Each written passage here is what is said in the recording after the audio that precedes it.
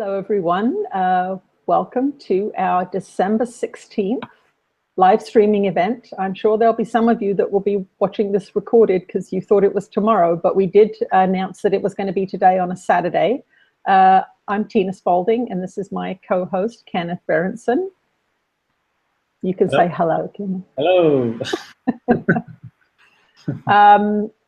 I am away from home right now and really focused on recording the Jesus, My Autobiography audiobooks. So I'm working on the audiobooks this winter. So I've had quite a bit of positive feedback from people saying, yay, audiobooks. So when you're vacuuming or driving or whatever, you'll be able to hear me telling you a story.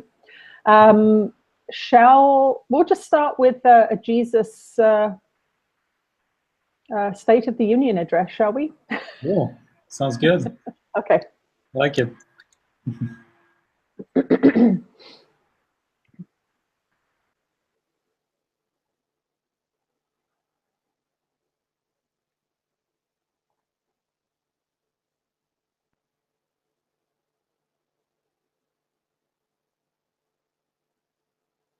You are blessed beings indeed. I am that one that you know as Jesus, and these gatherings are sacred. As we say each time, we thank you for joining with us in your physical bodies today in this particular time, space, moment. But as many of you know, we are with you all the time. We being many teachers, many high frequency consciousness beings who have come to assist your planet through this tremendous growth phase that you are going through. So we will speak about what is going on your planet at this time and the reasons behind it and the repercussions from it so that you do not go into panic mode. Now, our dear one here has noticed that if she posts anything of the world, there is an immediate ego response from many of you, even those of you that are deeply immersed in course practice, deeply immersed in these live streamings as a major form of your instruction. There is an immediate reaction from the ego of threat to the physical body. This is the main thing that all of you are going to be faced with whenever talk of impending change is mentioned. So we want you to understand that this is the ego's job. The ego's job is to protect your physical body.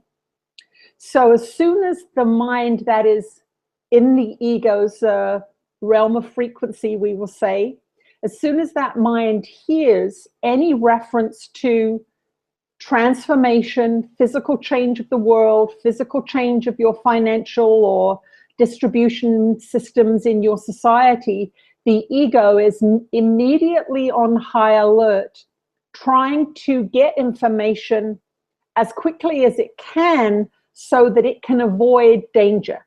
This is what you're all going to be faced with whenever you hear, whether it's from this being or us or from your televisions or your politics, whenever you hear about change, the ego is immediately going to go on high alert. And it's very important as students of spiritual knowledge that you understand what is happening and that you, as the observer, as the higher mind that knows that you are not just a body, you can then get in conversation with your ego and say, it's okay, just relax, everything's going to be fine. We're eternal spiritual beings.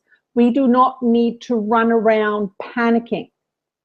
So this is where your split mind is very, very obvious, because there is a part of you, the part of you that is aligned with these teachings, the part of you that is aligned with love and connected to your invisible umbilical cord to God, if you will, to spirit, that knows that you are going to be fine because you are guided, you are connected, you have intuition, you have inspiration, and humans are, if nothing else, incredibly inventive and resilient beings. Even in their physical egoic mind, they are incredibly inventive and resilient, and they will survive at all costs. But that's not the language we want you to use. That is the language of the egoic system. We want you to rise above the battleground, just like A Course in Miracles tells you to do, and take the high road, take that non-physical route, which gives you the connection to safety, to eternal nature, to defenselessness, to love.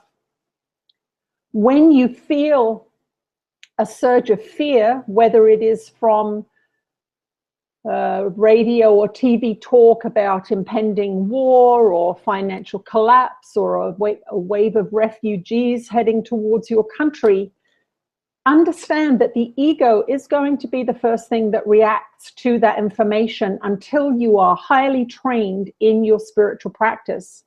So for many of you that are a year, 2 years, 3 years into your practice, you are still very much beginners. Remember, if you've been alive for 30, 40, 50 years, you have that much indoctrination still active in your mind. You have not released all of these beliefs that trigger these kinds of reactions from your mind. So when you get that first burst of fear, know that it is the ego reacting to protect the body. That is its primary function. And it cannot do anything else.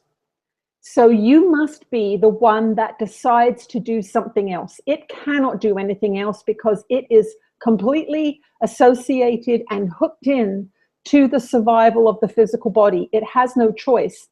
When your body dies, the ego dies with it. They are inextricably linked, but you are not. The higher you, the educated you, the you that has stepped out of the war, the you that is practicing forgiveness, the you that is feeling more connected, you are not inextricably linked with your body, and you are not inextricably linked to the ego unless you choose it. But you will always know the ego's reaction by the quick burst of adrenaline that it gives you, the quick shot of fear that you feel. That is the ego's message to you. Pay attention. This is the ego at play here.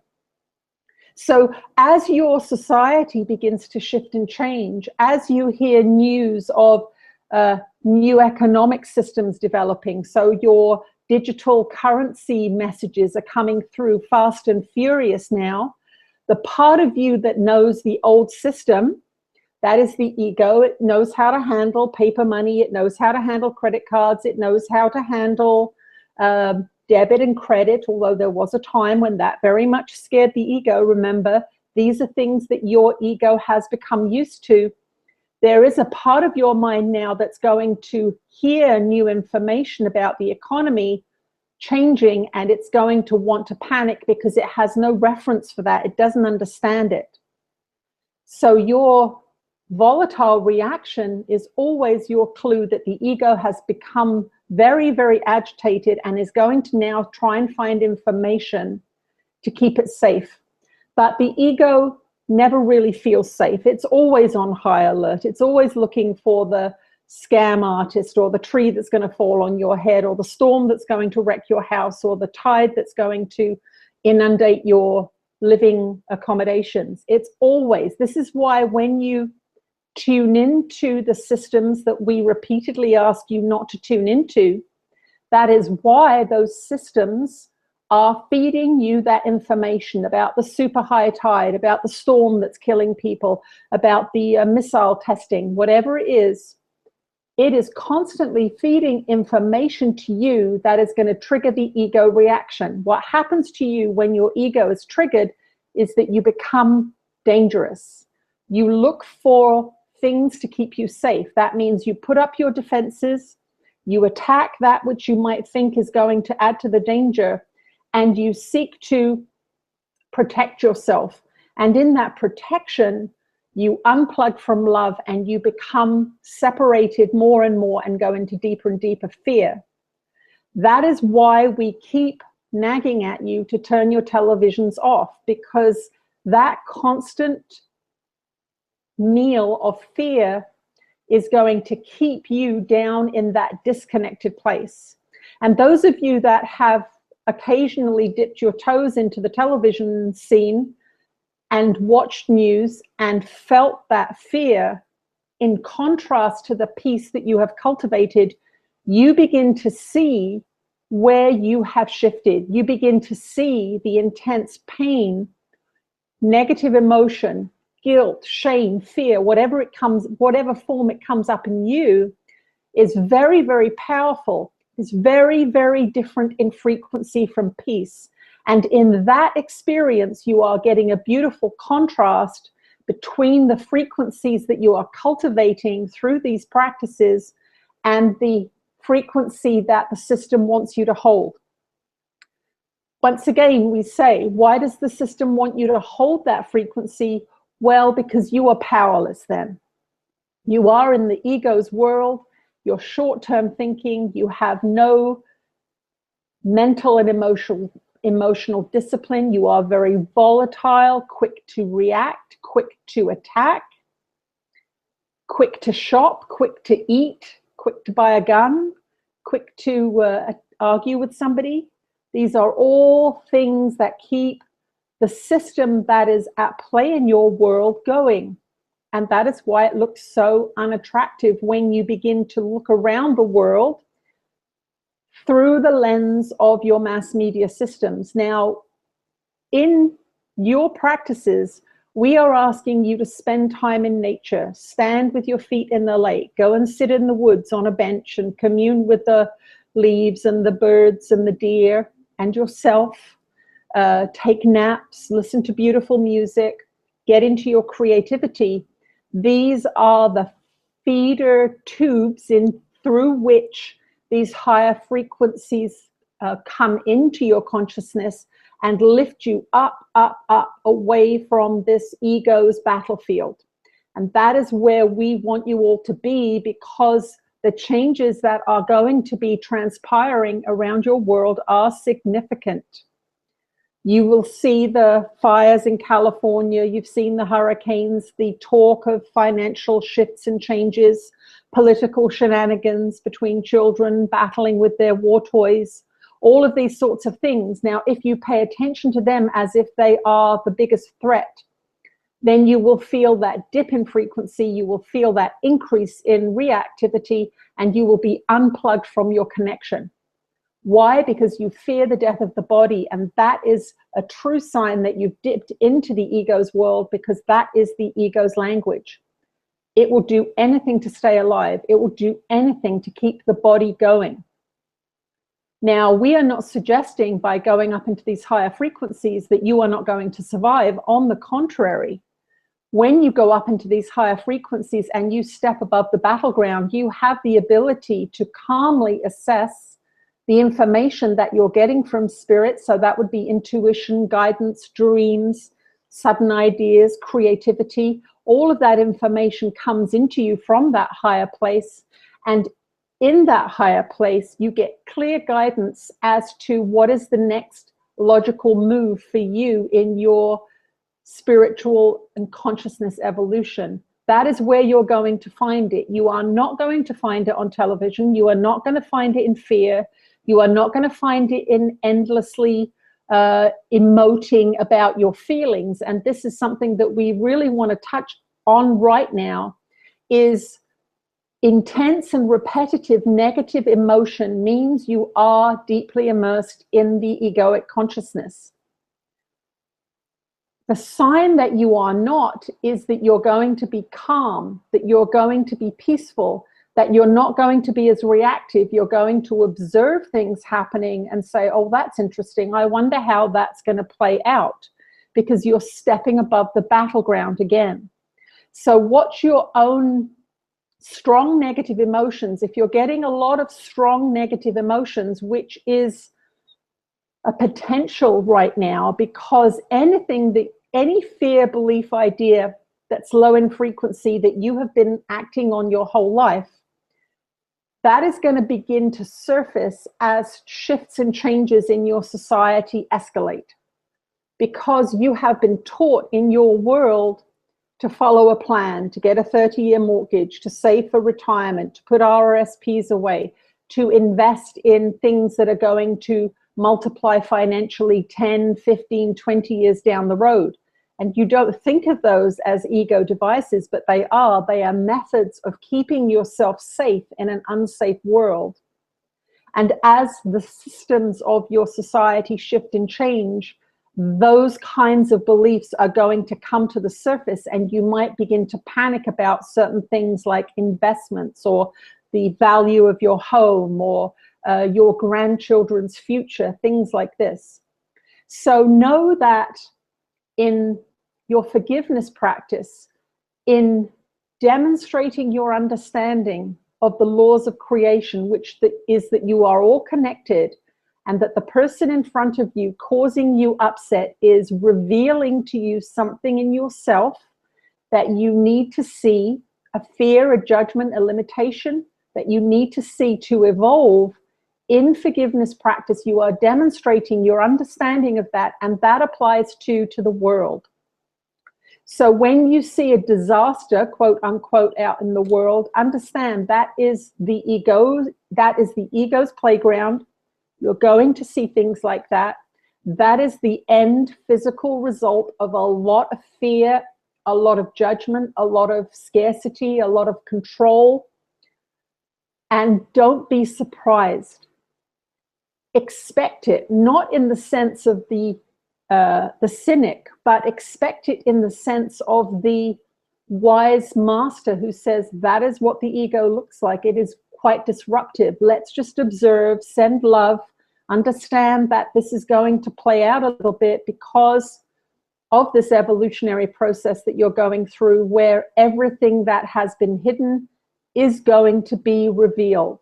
And you are in the early stages of it right now.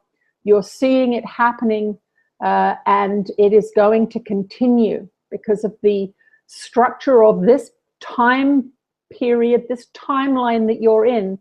Everything that's been kept in the dark secret is going to be revealed to you. And this is what we ask you to prepare for by continuing your studies, by continuing your forgiveness practice, by continuing your connection to nature, your standing barefoot on the earth and getting out in the rays of sun and moon and starlight and connecting into that greater system of life force that is permeating this world that you experience as your reality. Now, we use our words very carefully here because if you really see this physical life as all there is, you will live in fear. You will see things dying, you will see things being consumed by predators, you will see murder on the streets, and you will see birth and you will see death, and it is all about the body.